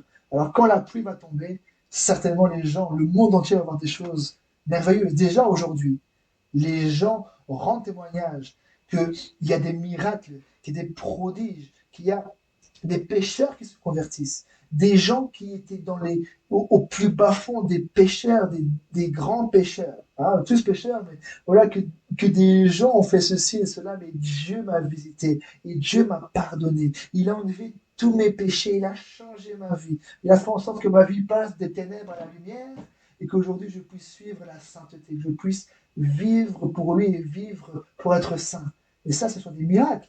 Mais ce qui va arriver, il y a des gens qui vont voir des choses certainement incroyables, qui vont encore arriver, encore plus, des plus grandes œuvres, des œuvres encore plus grandes qui vont arriver. Là, c'est que le début. Mais ce qui va arriver, le monde doit voir, le monde doit savoir qu'il y a vraiment un peuple mis à part. Il y a un peuple que Dieu s'est choisi et les gens vont voir, ah oui, non, effectivement, il y a vraiment des gens qui ont rencontré et par qui Dieu aussi agit, mais puissamment.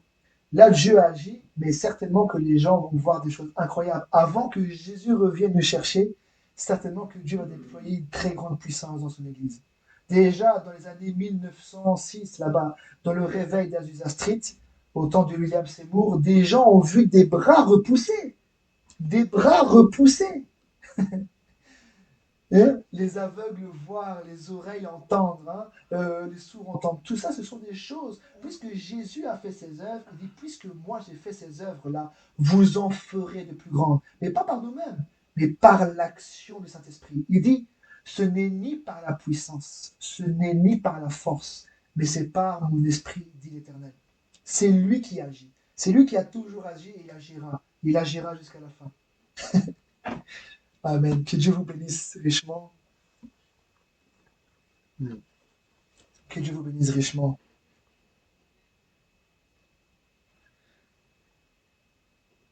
Bon, ben, j'espère que voilà, le Seigneur vous a béni à travers tout ça. C'est mon désir, que ce soit utile aux autres. Amen. Non, c'est Exode 25. Exode 25. Ouais. Il y a des choses merveilleuses, des choses merveilleuses. Voilà. Que le Seigneur vous bénisse. J'espère que ça va, ma sœur Martine et ma sœur Nicole aussi, je vois. Ça va, vous allez bien? Ah, ma sœur Martine, ça va? T'es là? Ah, parce qu'ils sont plus présents. Ma sœur Nicole, t'es là? Ouais. De toute façon, j'ai enregistré j'ai un logiciel, j'ai enregistré. Donc, j'enverrai sur le groupe à ceux qui le désirent.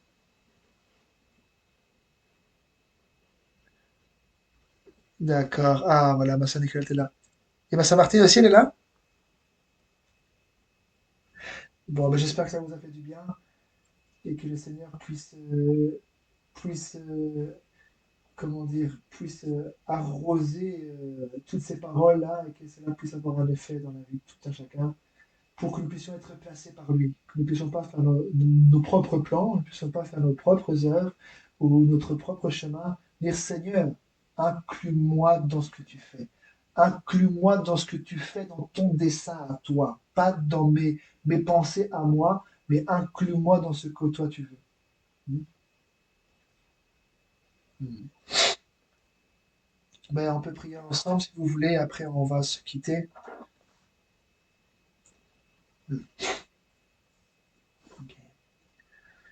Seigneur mon Dieu, je te remercie Seigneur pour tout ce que tu fais Seigneur. Tu vois mon désir c'est de pouvoir propager Seigneur tes paroles Seigneur pour que cela puisse être utile aux autres, que cela puisse édifier les autres, que cela puisse éclairer les autres et que ceux qui sont appelés aussi puissent Seigneur oh Dieu être inclus dans ton dessein, être inclus dans tes plans Seigneur et de pouvoir aussi Seigneur oh Dieu t'expérimenter Seigneur avec puissance Seigneur. Car tu es le même, Seigneur, tu ne changes pas. Tu es le même hier, aujourd'hui et pour toujours, Seigneur. Oui, Père, tu es celui qui est l'alpha, tu es aussi l'oméga. C'est toi le premier et le dernier. C'est toi qui as agi dès le commencement et c'est toi qui agis encore aujourd'hui. C'est toi qui agiras jusqu'à la fin. C'est toi qui appelles, Seigneur. C'est toi qui convaincs, Seigneur, du péché. C'est toi qui parles, Seigneur, qui annonce la vérité. C'est toi qui conduis, Seigneur, dans la vérité. C'est toi qui sanctifie. Seigneur, tu l'as dit, Seigneur, que c'est toi qui le feras. Que tout notre être entier, Seigneur, corps, âme et esprit, soit sanctifié, Seigneur, soit saint, Seigneur. Alors que ta volonté soit faite, rends-nous saints, car tu as dit, soyez saints, car je suis saint. Seigneur, sanctifie-nous. Enlève les impuretés d'esprit et de corps, Seigneur, et d'âme. Enlève, Seigneur, de moi, Seigneur, toute impureté de mon esprit et de mon âme, Seigneur, de mon corps. Que je sois complètement consacré à toi, Seigneur, au Père. Que je sois, Seigneur, ô Dieu, purifié par toi, le Tout-Puissant, Seigneur. Ô Père, sanctifie-moi, Seigneur. Tu dis que celui qui se sanctifie encore. Alors sanctifie-moi, ô Dieu d'Israël, toi le Tout-Puissant, toi le Saint d'Israël, Seigneur. Remplis, Seigneur, et agis davantage pour la gloire, Seigneur, de ton nom. Oh Père, non pas pour ma gloire à moi, mais pour ta gloire à toi, Seigneur. Pour que ton nom soit glorifié, pour que le monde, Seigneur, puisse t'expérimenter, pour que le monde, Seigneur, oh Dieu, soit éclairé. Oh Père Céleste, bénis ces âmes qui ont écouté, Seigneur. Si cela est la vérité, Seigneur. Alors, Père, si c'est toi, Seigneur, qui agis, alors accomplis ton œuvre, Seigneur. Accomplis les faits pour lesquels les choses ont été dites, Seigneur, ce soir, et que cela puisse rentrer dans le cœur, que cela soit ancré, Seigneur, dans une bonne terre, et que cela puisse produire des bons fruits, Seigneur, paisibles, des fruits de sainteté, des bons fruits qui amènent davantage vers toi, pour être inclus, Seigneur, dans ton corps, inclus dans tes voies, Seigneur, et dans ce que toi tu fais aujourd'hui. Inclus-nous, Seigneur, incline, Seigneur, oh Dieu, inclus, Seigneur, notre foyer, Seigneur. Conduis-nous, Seigneur, oh Dieu, que ta volonté soit faite. Seigneur, ne m'épargne pas, Seigneur, si je dois être repris, si je dois être châtié, si je dois être corrigé, Seigneur, afin que je sois discipliné, que je sois docile à ta volonté et être placé dans ton œuvre comme toi tu le veux. Alors cadre-moi, Seigneur, modèle-moi pour que je sois, Seigneur, comme toi tu le veux, Seigneur. Que toute la gloire te revienne, mon Père. Que toute la gloire, Seigneur, au Dieu, soit pour toi. Bénis tout un chacun, Père, et que ton nom soit glorifié au nom de Jésus-Christ. Amen. Amen.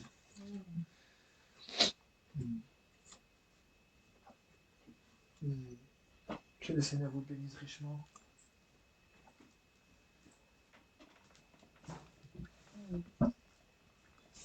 Merci. Merci, nous aussi on vous aime. Merci, shalom.